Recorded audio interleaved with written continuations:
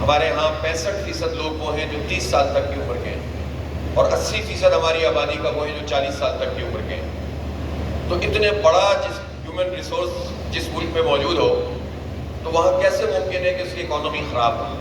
کیسے ممکن ہے کہ ہم پیچھے رہ جائیں؟ اصل میں وہ پالیسیز ہیں جس کی وجہ سے ہم آگے نہیں بڑھ پاتے۔ ہمارا بجٹ ٹھیک ہے، اس میں قرضے بھی ہیں، اس میں ہمارے بہت سارے ایشوز ہیں، لیکن چونکہ پالیسیز ٹھیک نہیں ہے، سود کی معیشت ہے، تو 18,000 ارب روپے کے یعنی 18 ٹریلین کے بجٹ میں سے 8 ٹریلین روپیز ہم قرضوں کی ادائیگی میں، بلکہ قرضوں کی سود کی ادائیگی میں ادا کرتے ہیں۔ قرضے تو بڑھتے ہی چلے جاتے ہیں، تو آپ بتائیں کہ پھر کیا بچے گا؟ لیکن اس کے باوجود چاروں صوبوں کے، اور اگر وفاق کے تعلیمی بجٹ کو دیکھیں تو وہ بھی 2 ٹریلین روپیز کا ہے۔ یہ کم رقم نہیں ہے ہمارے جیسے ملکوں کے لحاظ سے، لیکن ان 2 ٹریلین روپیز میں سے 1.5 ٹریلین سے زیادہ ایڈمنسٹریٹو کاسٹ ہوتی ہے، اور اس میں بھی صورتحال یہ ہے کہ آپ باقی تو چھوڑ دیجئے، یہ فیڈرل ٹیریٹری ہے، اس کے چند اچھے اسکولوں کو کہ جو ہمیں بہتر طریقے سے کچھ نظر آتے ہیں، اگر آپ اس میں بھی دیکھیں گے اور پنجاب کو خاص طور پر دیکھیں گے، تو پنجاب میں 1 کروڑ بچے، 10 ملین سے زائد بچے آؤٹ آف اسکول ہیں 5 سال سے 16 سال تک کی عمر کے۔ امپریشن یہ بنایا جاتا ہے کہ جیسے پنجاب میں تو دودھ شہد کی نہریں بہتی ہیں، اور یہاں پڑھا لکھا پنجاب، اور اس طرح کے چند پروجیکٹس بھی بنا دیے جاتے ہیں اپنے بادشاہ سلامت کے ناموں سے اور ملکہ رانیوں کے ناموں سے، لیکن پریکٹیکلی جو صورتحال ہے وہ یہ ہے کہ ملکہ رانی میں تالیاں بھی بجا رہے ہیں آپ کو رکھتا ہے 11 ارب روپے کا جہاز یاد آ گیا۔ تو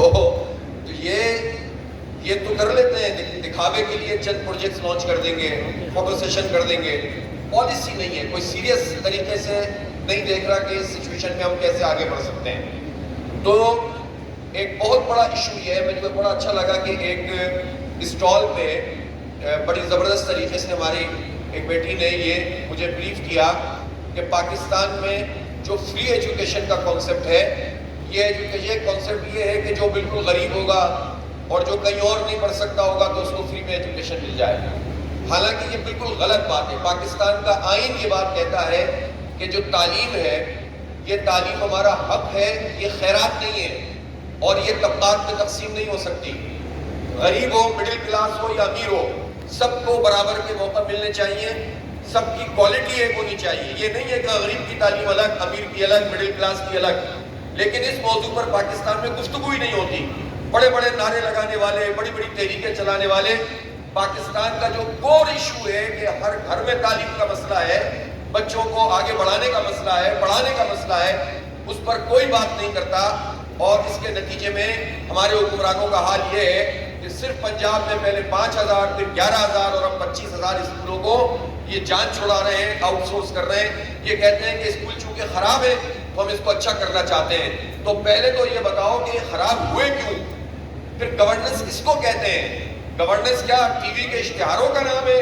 ہمارے ٹیکسوں سے اس کے اربوں روپے کے اشتہار یہ جاری کرتے ہیں کہ بہت پڑھا رہے ہیں ہم، بہت ڈیولپمنٹ کر رہے ہیں، لیکن اگر اپنے اسکول آؤٹ سورس کر رہے ہیں اس لیے کہ اسکول تباہ کر دیے ہیں، تو یہ تباہ کرنے والے کون لوگ ہیں؟ 40 سال سے یہ پارٹیاں اور خاندان اقتدار میں ہیں، لیکن یہ ہمارے بچوں کو معیاری تعلیم نہیں دے رہے بلکہ تعلیم سے جان چھڑا رہے ہیں۔ پھر یہ آئی ٹی کی فیلڈ میں، اے آئی کی دنیا میں، اس دنیا میں جو کچھ ہونا چاہیے، یعنی ایک تو الخدمت ہے اور جماعت اسلامی ہے نا، جو آپ کو بنو قابل پروجیکٹ کے تحت انگیج کر رہی ہے، اور آپ کو یہ جان کر خوشی ہوگی کہ پاکستان کے اب تقریباً یعنی 66 تو مردان تھا، اور اس کے بعد کی اور شہروں میں یہ ایک پروجیکٹ شروع ہو گیا، تقریباً 70 شہروں تک یہ بنو قابل پروگرام پہنچ گیا ہے۔ الحمدی ہے وہ 16 لاکھ سے زیادہ ہمارے اسٹوڈنٹس ہیں، ہاؤس وائفز ہیں، ہمارے بیٹے بیٹیاں ہیں جو اس میں انگیج ہیں۔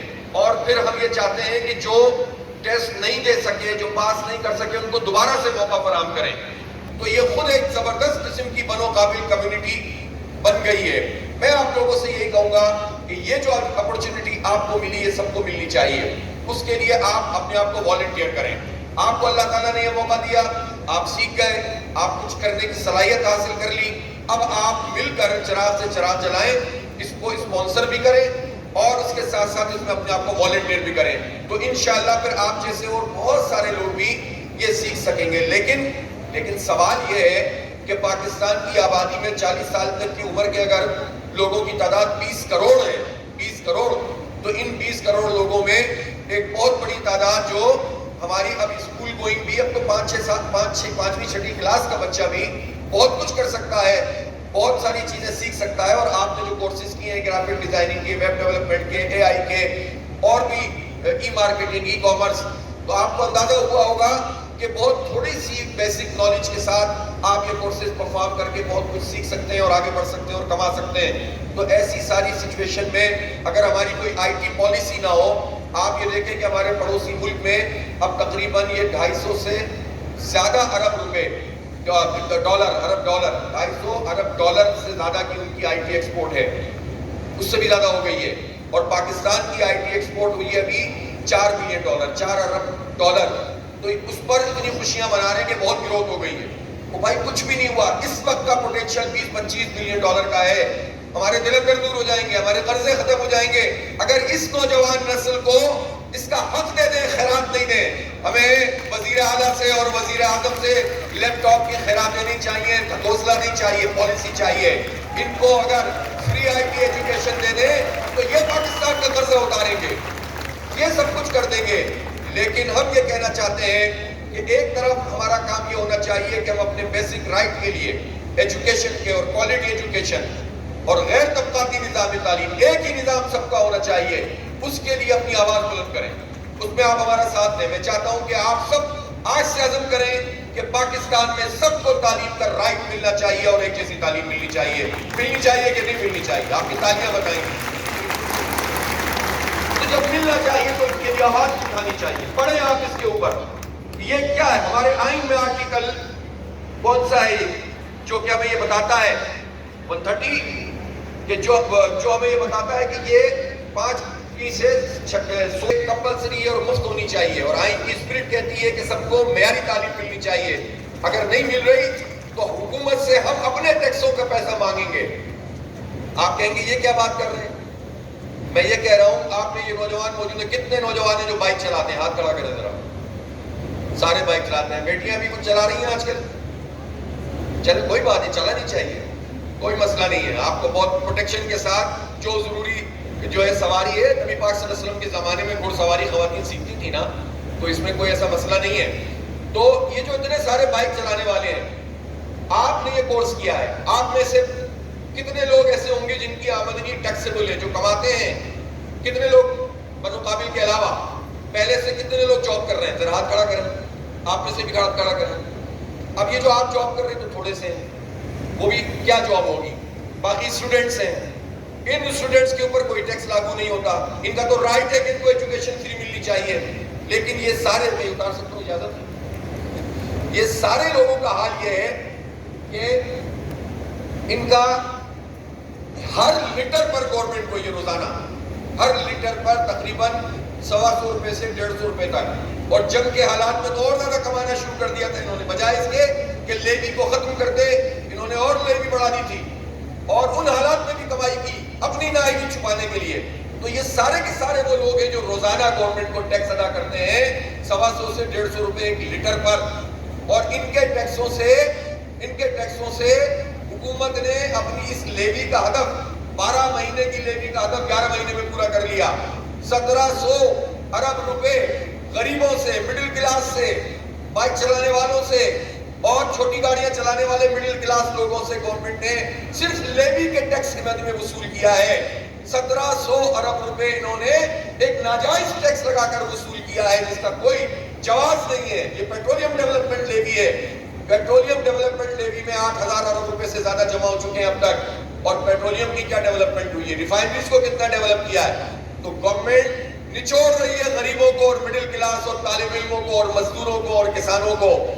تو کیا یہ گورنمنٹ تمام یونیورسٹی کے اور کالجوں کے اور اسکولوں کے بچوں کی ایجوکیشن فری نہیں کر سکتی؟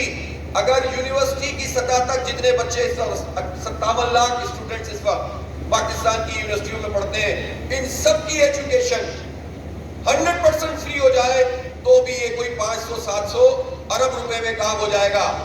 لیکن اس طرح سوچ ہی نہیں سکتے یہ 1700 ارب روپے کی لیوی لے لیتے ہیں یا 1800 اور 2000 ارب روپے اس آئی پی پی مافیا کے پیٹ میں ڈال دیتے ہیں جو اس بجلی کے پیسے چارج کر رہا ہے جو بجلی بنتی نہیں ہے کیپیسٹی پیمنٹ کے نام پر، اور ہماری ایجوکیشن میں یہ نہیں دینا چاہتے، یونیورسٹیوں کو پیسے نہیں دیں گے، یہ اسکولوں کو اپگریڈ نہیں کریں گے، یہ آئی ٹی میں فری آئی ٹی پروگرام نہیں نکالیں گے بھی تو اس طرح سے جیسے کوئی این جی او کر سکتی ہے۔ تو گورنمنٹ کا کیا کام ہے؟ اگر ان نوجوانوں کے اوپر ہاتھ رکھ دیں تو سارے دلندر دور ہوں گے۔ ایک گارنٹی میں آپ کو دیتا ہوں، انشاءاللہ اللہ کی ذات پر بھروسہ کرتے ہوئے اللہ تعالیٰ نے جماعت اسلامی کو اس ملک میں موقع دیا، 100% ایجوکیشن فری کریں گے اور سب کے لیے ایک کوالٹی ہوگی، ایک کوالٹی۔ دولت کی بنیاد پر تعلیم کیسے تقسیم ہو سکتی ہے بھائی؟ تباہ ہو جاتی ہے وہ قوم جو دولت کی بنیاد پر تعلیم کا معیار بیچتی ہے۔ اس لیے پرائیویٹ سیکٹر اگر کام کر رہا ہے ہم انکریج کریں گے، لیکن ہمارا اس میں ایک کانسیپٹ ہے وقف کا، تجارت کرنی ہے جوتوں کی کرو، کپڑوں کی کرو، زراعت کرو، تعلیم کی تجارت کا کوئی کانسیپٹ ہی نہیں ہماری ہسٹری میں۔ اس کو تو جو ہے وہ ہمارے لیے ایک اعزاز ہونا چاہیے، اور اس کو ٹرسٹ کی بنیاد پر تعلیم کا سسٹم ہے جو پرائیویٹ سیکٹر چلا سکتا ہے، تو ایک کمپریہنسو پالیسی کے تحت اپلفٹ کریں گے انشاءاللہ۔ تو اس پوری جدوجہد میں چاہتا ہوں نوجوان ہمارا ساتھ دیں، یہ سیریس مسئلہ ہے۔ اور اب میں یہ چاہوں گا کہ جو بنو قابل کا پروگرام ہے یہ گلی گلی محلہ محلہ پہنچ رہا ہے، اس کو ڈیولپ کرنے میں آپ ہمارے ساتھ دیں، آپ اس میں والنٹیئر کریں اپنے آپ کو، ہم مل کر انشاءاللہ اس کو پھیلائیں گے اور بڑھائیں گے۔ اللہ کی ذات پر بھروسہ کیا تھا، ہمیں نہیں معلوم تھا یہ کیسے چلے گا، کیسے فنڈنگ ہوگی، لیکن آپ یہ دیکھیں کراچی سے سفر شروع ہوا اور چترال تک چلا گیا۔ بلوچستان میں، پاکستان میں کسی پارٹی نے آج تک نوجوانوں کو بلوچستان میں انگیج نہیں کیا، گورنمنٹ نے بھی نہیں کیا۔ آپریشن کرو، آزاد کشمیر میں کرو، بلوچستان میں کرو، کے پی میں کرو، لیکن ان کو رائٹ نہ دو، ان کو تعلیم نہ دو، ان کو روزگار نہ دو، ان کو پوچھو نہیں، اور اگر غصہ پیدا ہو اور کوئی ان کو استعمال کرے تو پوری آبادیوں پر